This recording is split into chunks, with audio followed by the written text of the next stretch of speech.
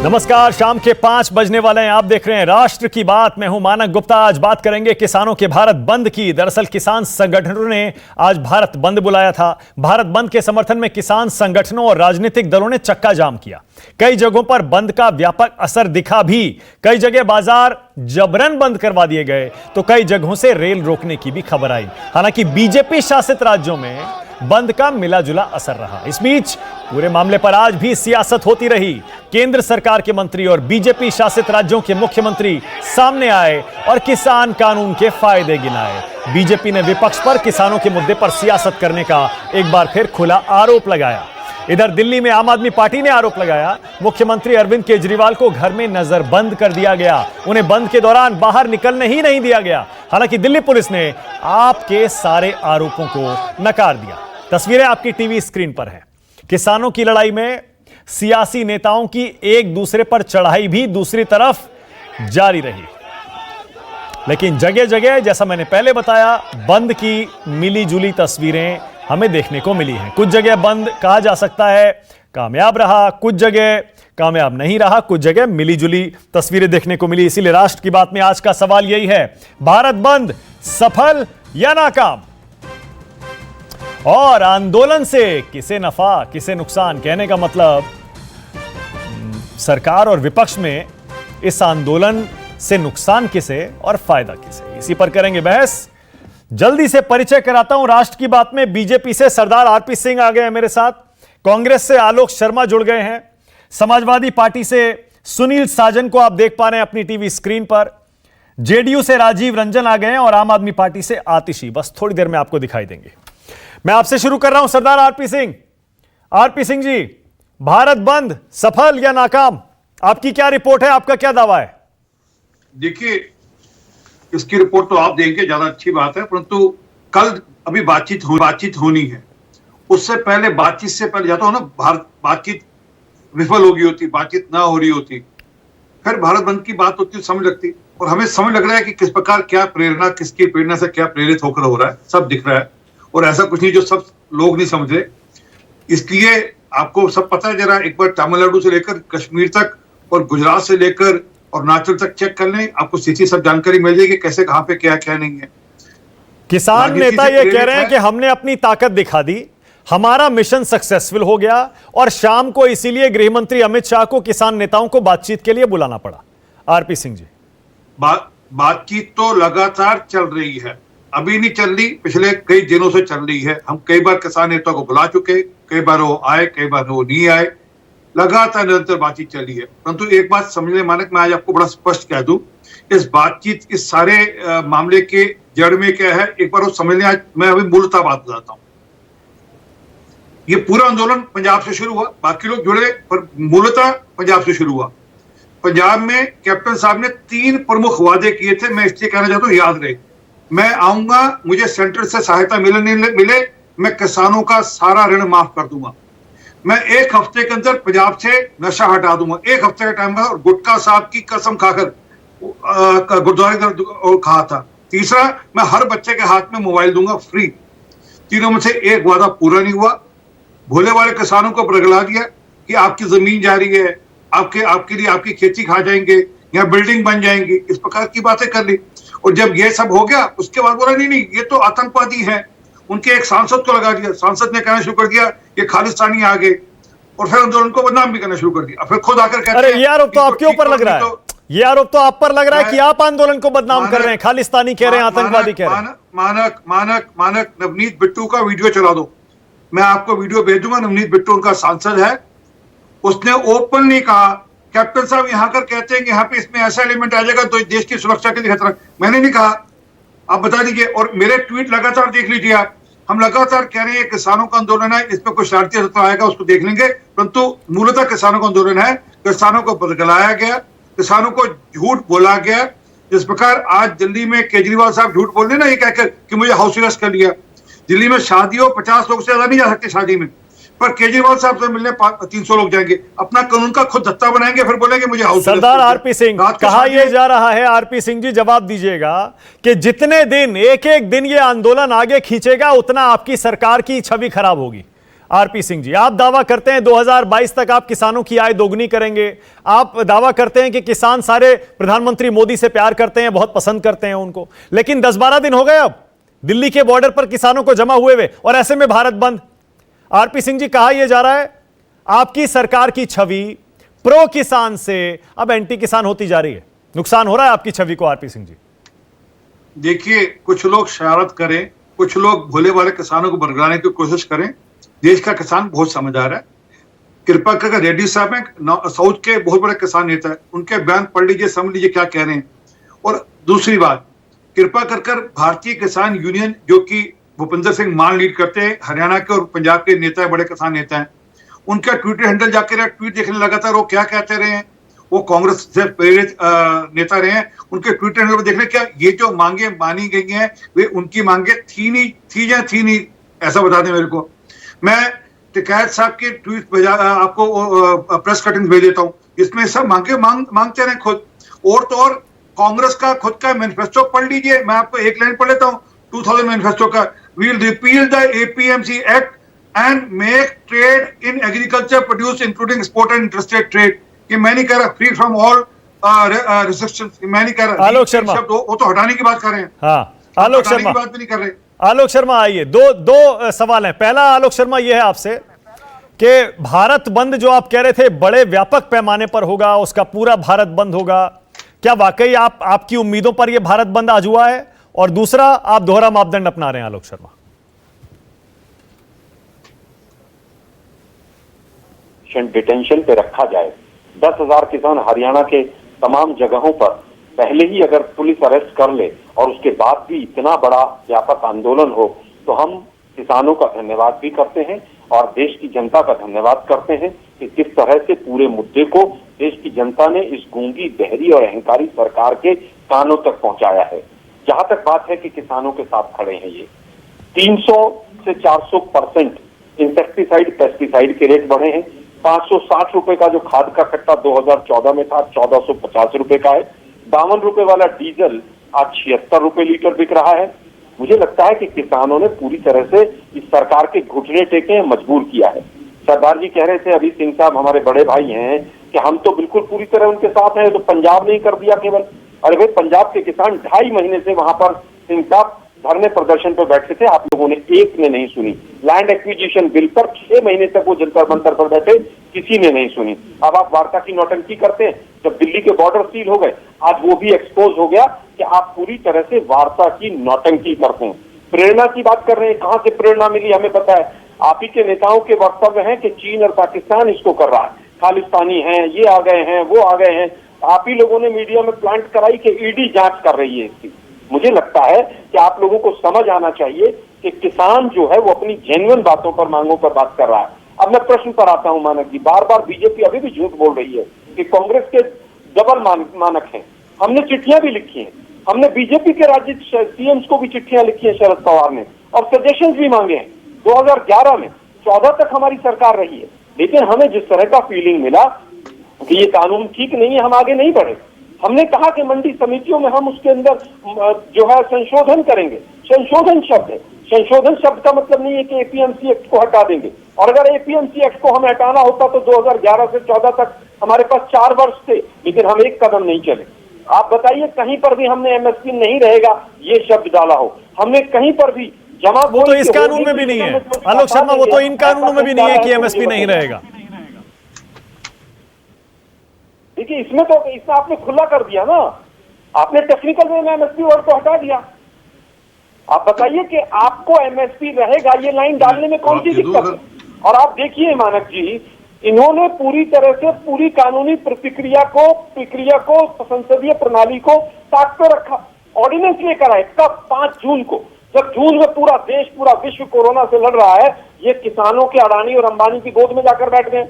और उसके बाद फिर राज्यसभा में बहुमत नहीं था, तब भी इन्होंने वॉइस वोट से उसको क्लियर कराया। ओके आलोक शर्मा, ओके एक काम करते हैं फिर, अंग्रेजों से माफी मांग सकते हैं। हाँ ठीक है, एक काम करते हैं, क्योंकि आलोक शर्मा, क्योंकि आप पर आरोप यह लग रहा है कांग्रेस पार्टी पर और यूपीए सरकारों पर कि पहले यही कानून किसी और भाषा में कांग्रेस की यूपीए की सरकार लाना चाहती थी। आप कह रहे हैं कि ऐसा नहीं है, हमने सुझाव मांगे थे। सुन लीजिए मेरा सवाल, सुन लीजिए।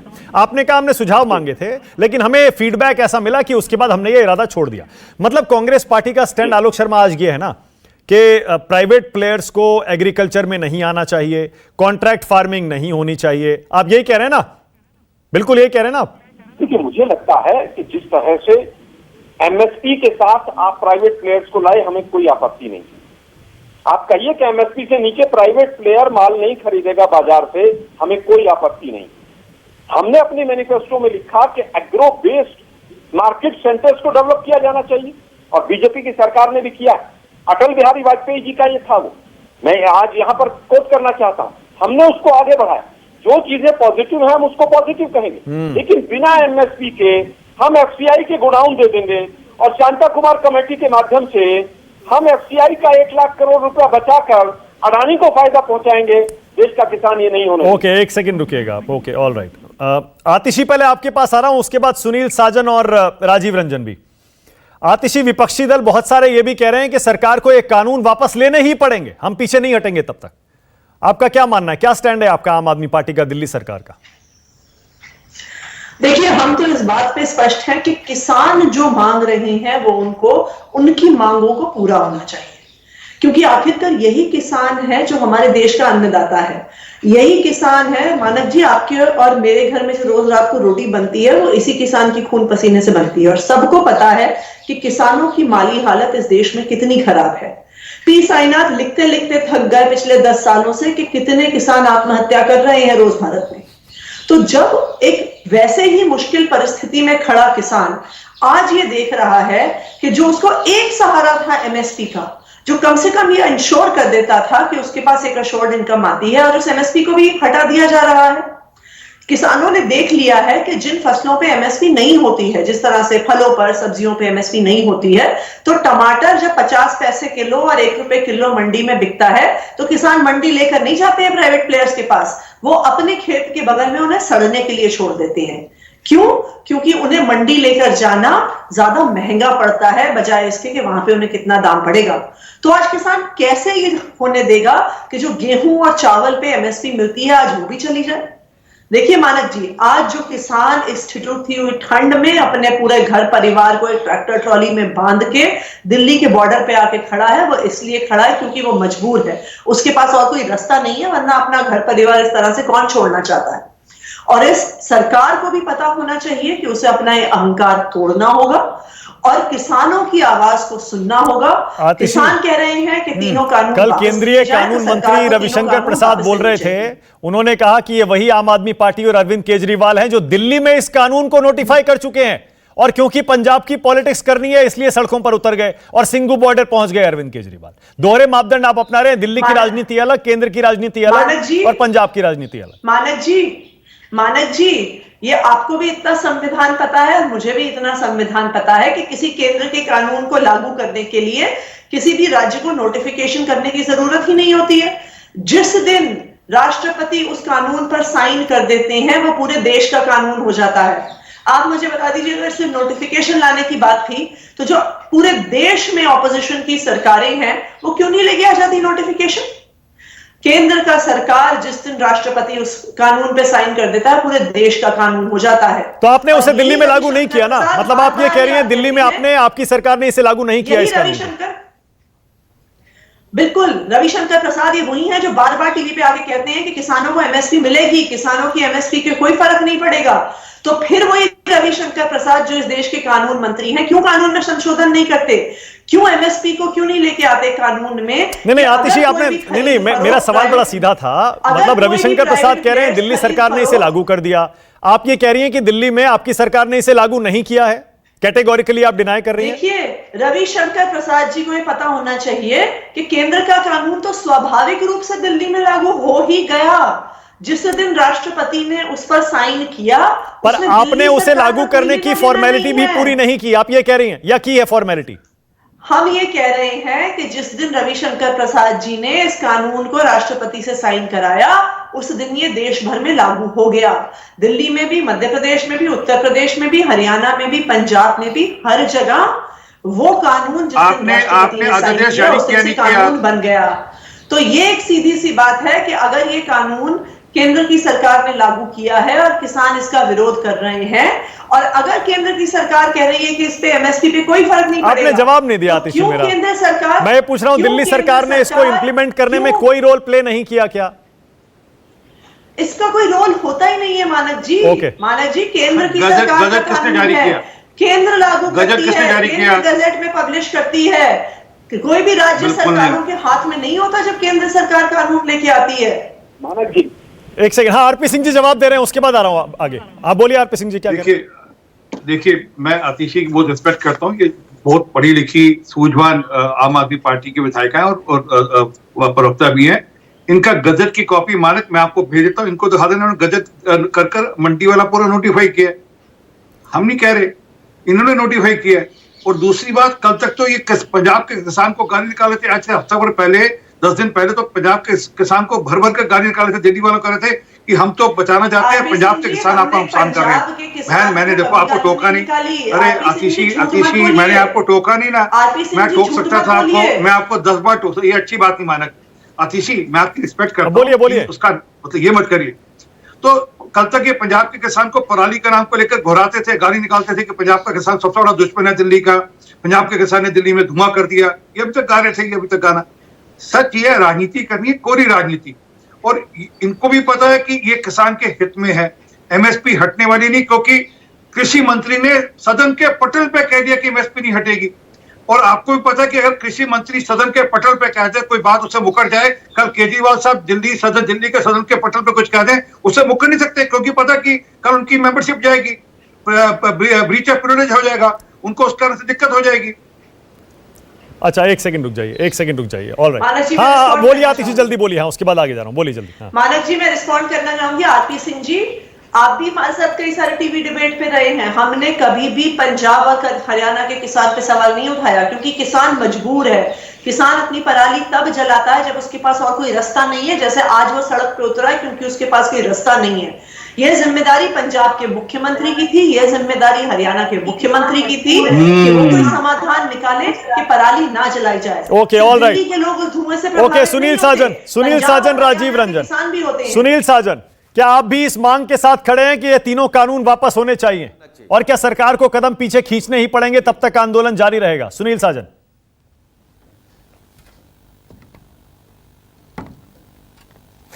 देखिए मानक जी, ये आज दुर्भाग्य वाला दिन है कि हमारे देश का किसान अन्नदाता आज भारत बंद करने की स्थिति में आ गया है, लगातार धरने दे रहा। आपने अपने राष्ट्र की बात में ये कहा कि किसका नुकसान किसका फायदा।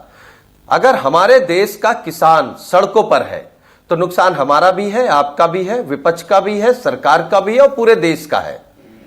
नुकसान सबका है, यह कोई समझे या ना समझे। एक, जहां तक सवाल इस बात का है कि एमएसपी सरकार कह रही हम लागू करेंगे। देखिए मानक जी, हम आपकी डिबेट के माध्यम से समाजवादी पार्टी का बिल्कुल स्पष्ट पक्ष है कि माननीय प्रधानमंत्री जी ने कहा कि हम किसान की आय दोगुनी कर देंगे। तो अगर एमएसपी आप दे रहे हैं तो उसके मानक क्या होंगे कि कितनी सरकार एमएसपी देगी कि किसान की आय दोगुनी हो जाएगी, और ये जो न्यूनतम समर्थन मूल्य है ये कितने प्रतिशत देश के किसानों को मिलता है। तो ये 100% देश के किसानों की आय दोगुनी कैसे होगी। मानक जी, मुझे लगता है आज वो दिन आ गया देश के सामने कि जो डॉक्टर लोहिया जी कहते थे दाम बांधो नीति, उस पर देश को विचार करना पड़ेगा। जो स्वामीनाथन जी की रिपोर्ट है उसको सरकार को बहुत चिंतन करके, गहन अध्ययन करके उसको लागू करना पड़ेगा। सवाल इस बात का नहीं है कि किसान कह रहा कि हमको आप एमएसपी दे दो, सरकार कह रही हम आपको एमएसपी दे देंगे। सवाल यह है कि एमएसपी कितनी देंगे कि किसान की आय दोगुनी हो जाएगी।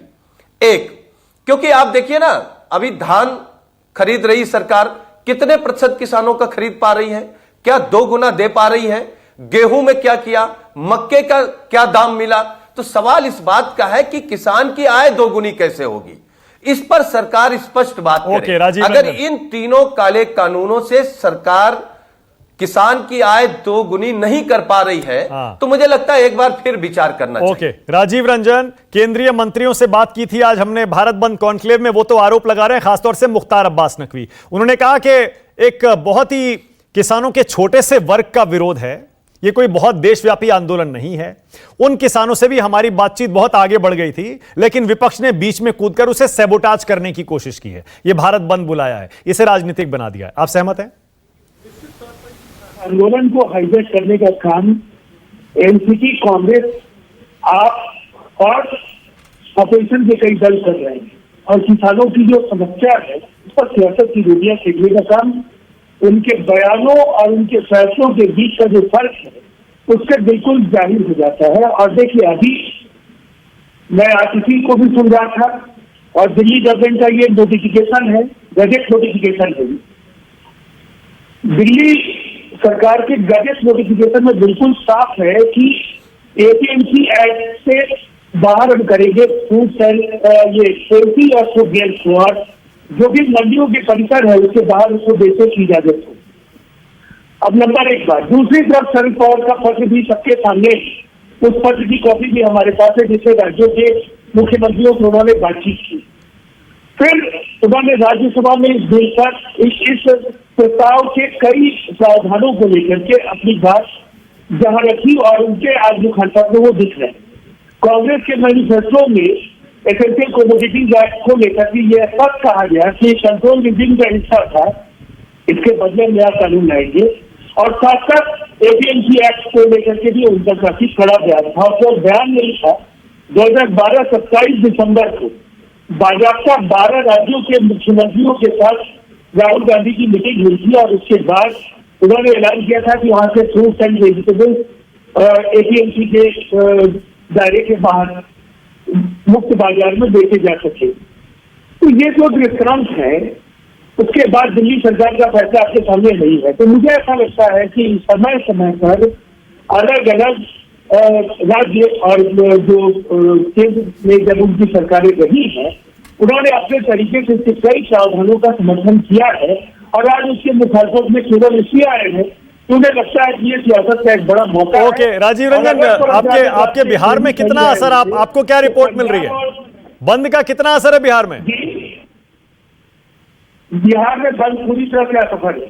पूरी तरह असफल है। बिहार में बंद का असर इसलिए भी नहीं है कि एपीएमसी एक्ट 2006 में यहाँ पर खत्म किया गया, और किसानों को बाजार में, मुक्त बाजार में अपने उत्पाद बेचने की इजाजत मिली। बिहार में 3 एग्रीकल्चर रोडमैप बने, यहाँ किसान कैबिनेट बना, यहाँ किसानों। ठीक है, ओके, एक सेकंड। सुनील साजन, आप भी बता दीजिए जरा, उसके बाद ब्रेक लेना है, फिर दोबारा शुरू करेंगे बहस को। सुनील साजन, उत्तर प्रदेश में आपके पास क्या रिपोर्ट है? बंद नाकाम है या सफल है? देखिए मानक जी, मैंने स्पष्ट कहा कि पूरे देश का नुकसान उत्तर प्रदेश में सफल है। अगर किसानों के पक्ष में मंडियां बंद हो गई, किसानों के पक्ष में ट्रेन बंद हो गई, लोग, व्यापारियों ने स्वतः अपनी दुकान बंद कर ली, हालांकि सरकार खुलवाती रही, पुलिस प्रशासन खुलवाता रहा, तो मुझे लगता है कि आज सरकार को समझ लेना चाहिए कि देश की जनता किसानों के साथ है, सरकार के साथ। ओके, छोटा सा ब्रेक ले रहा हूं। ब्रेक के बाद एक बार फिर से शुरू करेंगे राष्ट्र की बात पर बहस, और बहस यही हो रही है, किसानों के इस आंदोलन में नफा किसका, नुकसान किसका? राष्ट्र की बात में आज का सवाल यही है, भारत बंद सफल हुआ या फिर नाकाम? और दूसरा, किसानों के इस आंदोलन से नफा किसका, नुकसान किसका? आलोक शर्मा, दोनों पर जवाब चाह रहा हूं आपका। एक, आपके हिसाब से क्या भारत बंद से जो आप लोग अचीव करना चाह रहे थे, हासिल करना चाह रहे थे, क्या आपने वो हासिल किया? सरकार को झुकाया, सरकार को वो संदेश दिया? आलोक शर्मा। और दूसरा, ये जो आंदोलन चल रहा है, इससे राजनीतिक नुकसान हो रहा है सरकार का, या फिर जैसे सरकार कह रही है कि विपक्ष एक्सपोज हो रहा है? आलोक शर्मा। देखिए, मुझे लगता है कि एक महीने लोग ट्रैक्टर रैलियां निकाल गए थे। मानक जी, आप ही के तमाम चैनल्स ने दिखाया, माननीय राहुल गांधी जी को किस तरह से पंजाब और हरियाणा के बॉर्डर पर रोका गया। तो ऐसा नहीं है कि हम लोग शांति से बैठे हुए थे और हम लोग केवल देख रहे थे। हमने पूरी तरह से किसानों का पहले दिन से साथ दिया, और आज जिस तरह से तमाम टीवी चैनल्स इस मुद्दे को उठाने पे मजबूर हुए हैं, 2.5 महीने तक टीवी चैनल्स ने नहीं उठाया, सरकार ने बातचीत का रास्ता नहीं खोला। आज मुझे लगता है किसानों ने सरकार के घुटने टेके हैं कि आप लोग इस काले कानून को वापस ले आइए। पहले सवाल का उत्तर। दूसरा सवाल, एक्सपोज तो बीजेपी हो रही है, अभी तक तो बातचीत नहीं करनी थी। बनारस से आपको स्टेटमेंट याद नहीं मोदी जी की कि ये कानून तो बहुत अच्छा है, हम हटाएंगे नहीं, फिर बातचीत किस लिए कर रहे हैं आप? अब मैं धन्यवाद करना चाहूंगा बीजेपी को कि उनको अब ये किसान किसान तो लगने लगे। इनके मंत्री पता है क्या कह रहे थे, ये किसान तो नहीं लग रहे, अंग्रेजी बोल रहे हैं। तो इनका ये जो माइंड सेट था वो कम से कम आज जमीन पर आया है, तो ये सफल भी रहा है और पूरी तरह से आज देश का हित होगा इसमें। तो कह दीजिए आलोक शर्मा, आज एक बार कह दीजिए, आप भी कह दीजिए, सरकार को अपने कदम पीछे खींचने पड़ेंगे, झुकना पड़ेगा, कानून वापस लेने पड़ेंगे, जो राहुल गांधी कह रहे हैं। 500% सरकार को ये कानून लेना पड़ेगा वापस। अब मैं 2-3 चीजें और कहना चाहूंगा। केजरीवाल जी हर चीज पर एक दिन का सेशन बुला लेते हैं, इस पर क्यों नहीं बुलाया? क्योंकि बीजेपी की बी टीम है। एपीएमसी एक्ट में आज तक 50 से ज्यादा संशोधन हुए हैं। कांग्रेस ने अगर संशोधन की बात की तो क्या गलत कही? सुषमा स्वराज जी की आत्मा आज रो रही होगी, उनका पार्लियामेंट का बयान कोई टीवी चैनल नहीं चला रहा। वो कह रहे थे आड़ती परंपरागत एटीएम है, आज ये कह रहे हैं कि आड़ती सब चोर हैं। आज आड़ती भी किसान के साथ खड़ा हुआ है। 2011 में एसेंशियल कमोडिटीज एक्ट की कमेटी में मोदी जी का बयान है कि एमएसपी हर हाल में लागू होनी चाहिए, लेकिन फिर बाद में सत्ता में आने के बाद सुप्रीम कोर्ट में 700 पेज का एफिडेविट देते हैं कि C2 के मेथड से स्वामीनाथन कमेटी को हम लागू नहीं कर सकते। आलोक शर्मा, 700 पेज का एफिडेविट। आलोक शर्मा, बीएमएस को समझ नहीं आता, आलोक शर्मा, समझ नहीं आता। आलोक शर्मा, आप बिल्कुल ठीक कह रहे हैं। आलोक शर्मा, आप बिल्कुल ठीक कह रहे हैं। सुषमा स्वराज का भाषण भी वायरल है पुराना, इसके अलावा अरुण जेटली का भाषण भी वायरल है पुराना, जिसमें बीजेपी विपक्ष में रहते हुए इसी तरह के कानूनों का विरोध कर रही थी। लेकिन आलोक शर्मा, कपिल सिब्बल का भाषण भी वायरल है पुराना, शरद पवार की चिट्ठी भी वायरल है पुराना, भूपिंदर सिंह हुड्डा की चिट्ठी भी वायरल है पुराना। तो इसलिए ये दोनों ही पार्टियों का रुख सत्ता में और विपक्ष में बदल जाता है। आरपी सिंह जी जवाब दीजिए। अब आरपी सिंह जी पहला, आलोक शर्मा कह रहे हैं आपको कानून वापस लेने पड़ेंगे। मानक जी, शरद पवार जी अगर विपक्ष में भी ये चिट्ठी डाल के पूछ रहे हैं तो आपको ये हाईलाइट पॉजिटिव करना चाहिए कि हम लोग बीजेपी के मुख्यमंत्रियों से भी सलाह ले रहे थे। अरे पर लेकिन आपका उस मामले पर स्टैंड तो उससे क्लियर हो जाता है ना कि तब स्टैंड कुछ और था, सरकार विपक्ष में आ गई तो स्टैंड कुछ और हो गया। उसमें कहीं पर भी चिट्ठी में बताइए कि कहीं पर भी लिखा है कि हम एमएसपी नहीं देंगे? अरे एमएसपी तो आज के कानून में भी नहीं लिखा है। चलिए आरपी सिंह जी आलोक जी, आप बोलिए। आरपी सिंह जी बोलिए। सारी बात में, हाँ जी, सारी बातचीत एक बातचीत नहीं बताई कि पंजाब के किसानों का जो आपने ऋण कहा था माफ करेंगे, कर्जा माफ करेंगे, उसको स्टेप अप करें, 90,000 करोड़ रुपए की रकम है। आलोक जी मैंने देखा, अच्छी बात नहीं है। आलोक जी देखो, अच्छी बात, मैं आपका आदर करता हूँ, आप ये शॉर्ट मत करिए। 90,000 करोड़ रुपए का कर्जा माफी का क्या पंजाब नशे से मुक्त हो गया क्या? पंजाब के हर बच्चे के हाथ में फ्री मोबाइल फोन आ गया क्या आपने नहीं कहा था कि हम आएंगे तो इस एपीएमसी एक्ट को रिपील करेंगे, सिरे से हटा देंगे? आपकी सरकार 60 साल रही देश के अंदर, आपने एमएसपी का कानून क्यों नहीं बनाया? आपके नेता हैं भूपिंदर सिंह मान, जो किसान यूनियन के नेता भी हैं, जिनको आपने राज्यसभा भेजा, वो खुद गए राहुल गांधी के पास। ये मैं नहीं कह रहा, ये खबर देख लीजिए, वो खुद गए राहुल गांधी के पास ये कहने के लिए कि आप कृपा कर कॉर्पोरेट घरानों को अलाउ करो। ये मैं नहीं कह रहा। एक मिनट, एक करके मेरा दर्शक कुछ नहीं सुन पा रहा है। एक मिनट, एक सेकंड, एक करके। आरपी सिंह जी, मेरा सवाल ये था, आलोक शर्मा कह रहे हैं आपको कानून वापस लेना पड़ेगा, राहुल गांधी भी ये कह रहे हैं, कह दीजिए एक बार, वापस नहीं होगा कानून। आरपी सिंह जी, नहीं, कानून तो वापस हो गए नहीं, मैं बिल्कुल स्पष्ट कह रहा हूँ, कानून संशोधन की जरूरत है, उसकी जनता सरकार करिए, बातचीत करिए और किसानों के साथ बातचीत करिए। तो आज जो अमित शाह ने मीटिंग बुलाई है किसान यूनियनों के साथ, उसमें क्या बातचीत हो सकती है? आरपी सिंह जी, किन चीजों पर आप पीछे हटने को तैयार है? का जो कर्जा है उसकी चिंता एक बार नहीं की। कैप्टन साहब ने गुटखा साहब की कसम खाने के बाद हाथ में गुटखा साहब लेकर, आरपी सिंह जी मेरा सवाल तो सुन लीजिए। आरपी सिंह जी, 90,000 करोड़ रुपए, आरपी सिंह जी मैं कह रहा हूँ, केंद्रीय गृह मंत्री अमित शाह ने जो मीटिंग बुलाई है आज, आरपी सिंह जी, जड़ में बात यह है। अरे आरपी सिंह जी सुन तो लीजिए, आपने कह दिया, कैप्टन साहब के बारे में बोल लिया। मैं ये कह रहा हूं, आज गृह मंत्री ने जो मीटिंग बुलाई है शाम को 7 बजे, उसमें अगर आप कह रहे हैं कानून वापस नहीं होगा, तो कौन सी ऐसी बातें हैं जिन पर आप पीछे हटने को तैयार हैं? तो उसमें सुन रहे हैं आरपी सिंह जी? शायद नहीं सुन पा रहे। आतिशी को लाइए। आतिशी, आलोक शर्मा ने अभी कहा जो कैप्टन अमरिंदर सिंह ने पंजाब में किया वो दिल्ली में आपने क्यों नहीं किया, अगर आप वाकई में इन 3 कानूनों के खिलाफ हैं तो? जी की पार्टी जो कांग्रेस पार्टी है उसकी तरह हम अपनी दिल्ली की या देश की जनता को बेवकूफ बनाने में विश्वास नहीं करते हैं। आलोक जी, आपको भी पता है ये कि संसद का कानून है, पार्लियामेंट का कानून है, और विधानसभा में कोई भी बिल पास करने से उस पर 1% असर नहीं होता है।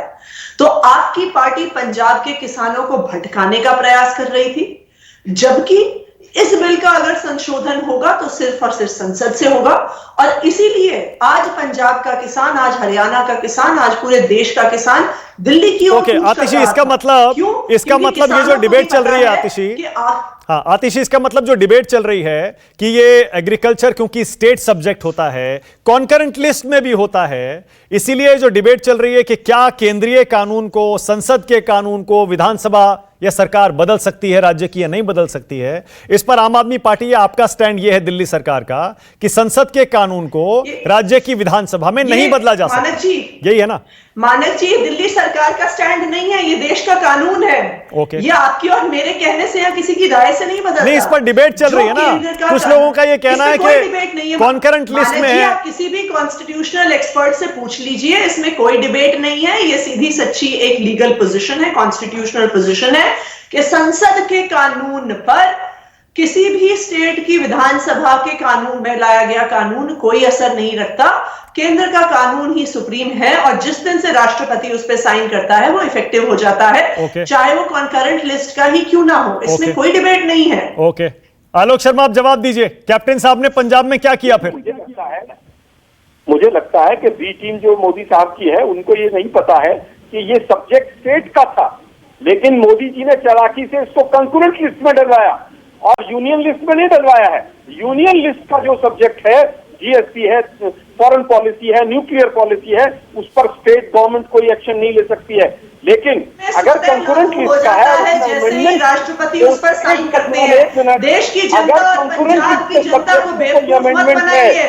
तो एक बार केंद्रीय कानून बन गया, उसके बाद एक बार कानून बन गया।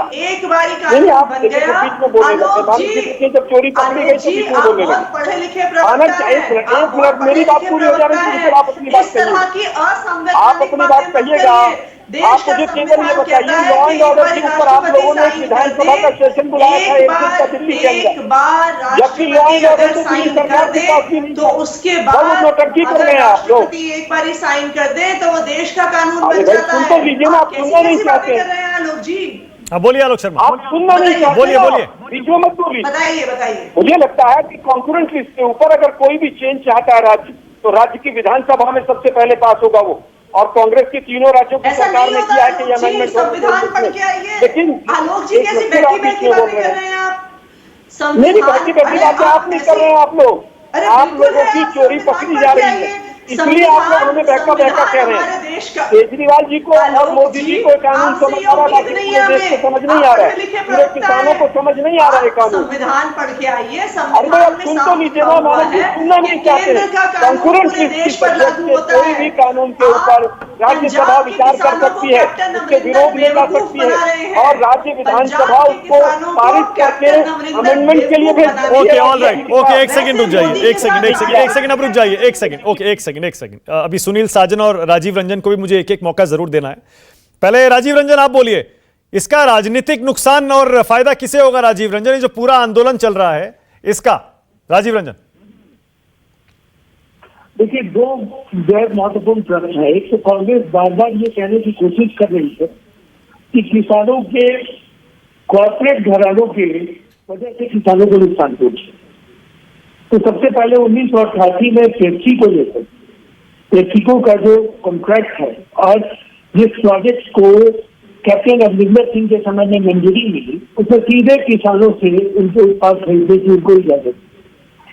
कांग्रेस इस पूरे प्रकरण में जिस तरह से अपनी भूमिका का निर्वहन कर रहा है, वो उसके को कहीं न कहीं सवालों के घेरे में बराबर ला है। दूसरी तरफ सुनील साजन ने 2006 में यूनिफाइड नेशनल मार्केट की बदलाव स्वामीनाथन साहब ने भी अपने कमीशन की रिपोर्ट में की। इसीलिए ऐसे कई उदाहरण हैं जहां आज के इस आंदोलन को सियासत से जोड़ करके देखने की पर्याप्त वजह है, और ईमानदार अगर कोशिश होती तो इस पूरे प्रकरण में जब केंद्र सरकार ने ये इरादे साफ रखे कि आइए टेबल पर बैठ करके बात करते हैं, मुझे नहीं लगता इस बंद को उकसाने की जरूरत है। और इस बंद में किसान तो हाशिए पर खड़े हैं, आंदोलन की अगुवाई वैसे नेता कर रहे हैं इन प्रावधानों का अलग अलग समय पर उनकी वकालत कर चुके हैं या अपने फैसलों से अपनी जमा करना चाहते हैं। ओके, सुनील साजन, आप भी बोल लीजिए। सुनील साजन, आपका टेक क्या है? राजनीतिक नफा नुकसान इसमें किसका है? सरकार कह रही है, जैसे राजीव रंजन भी बोल रहे थे अभी, नुकसान विपक्ष का है, किसान सब समझ रहा है।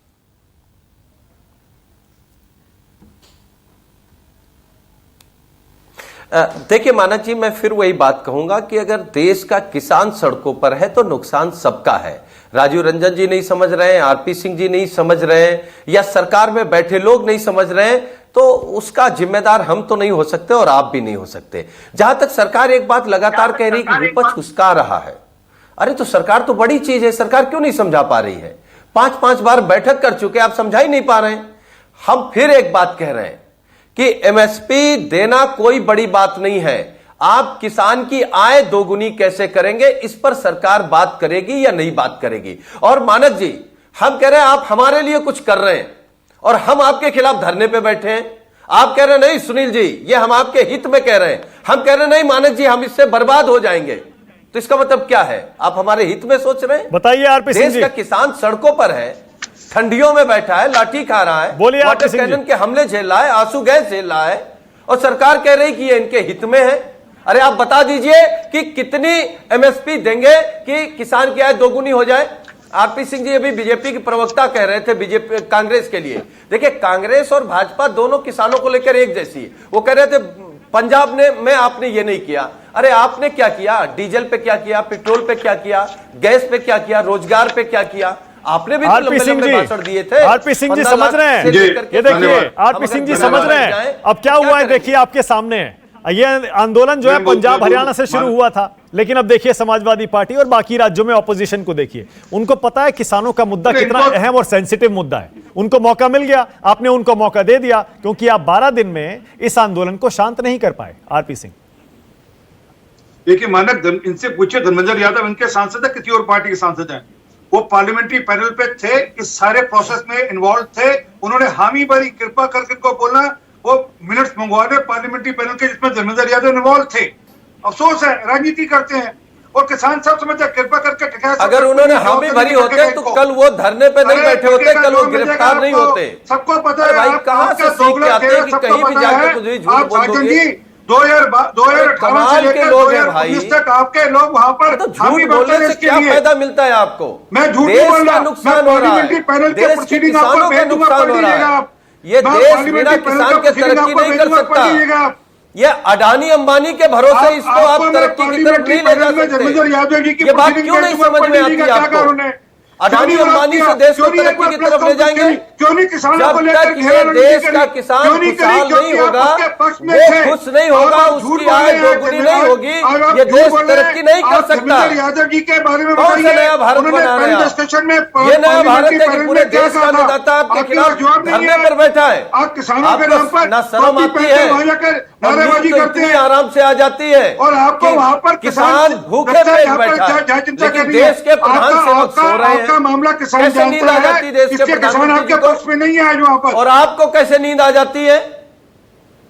क्या बात कर रहे हैं? हमें छोड़ो, अरे आप किसान विरोधी हैं, किसान के नाम पे दुनिया जान गई, उनके कंधे पर बंदूक चलाओगे, पूरी दुनिया जान गई आप किसानों के विरोध में है। आपकी राजनीति पूरी दुनिया जान गई आप 2-4 बड़े उद्योगपतियों के हाथ में खेल रहे हैं। पार्टी हाशिया पे आ गई और आज आप कह रहे हैं गाना गा रहे हैं किसान के नाम पे। आपने किसान के साथ पहले आपकी पार्टी कौन सा यहाँ तीर मार रही थी? कब तक आपने किसानों पर आप अपनी बेईमानी, अपना भ्रष्टाचार। ओके, मेरे पास टाइम खत्म हो गया, मेरे पास टाइम बिल्कुल खत्म हो गया है। चाहे आतिशी हो, सुनील साजन हो या आलोक शर्मा हो, तीनों का यही कहना है कि सरकार ने किसानों की शिकायतों को दूर ना करके विपक्ष को यह मौका दिया है कि वो भारत बंद में पूरा समर्थन करे और किसानों के साथ खड़ा हो। लेकिन आरपी सिंह और जेडीयू के राजीव रंजन कह रहे हैं किसान सब समझ रहा है, भारत बंद भी सियासी साजिश है और किसानों को भड़काने की भी कोशिश हो रही है।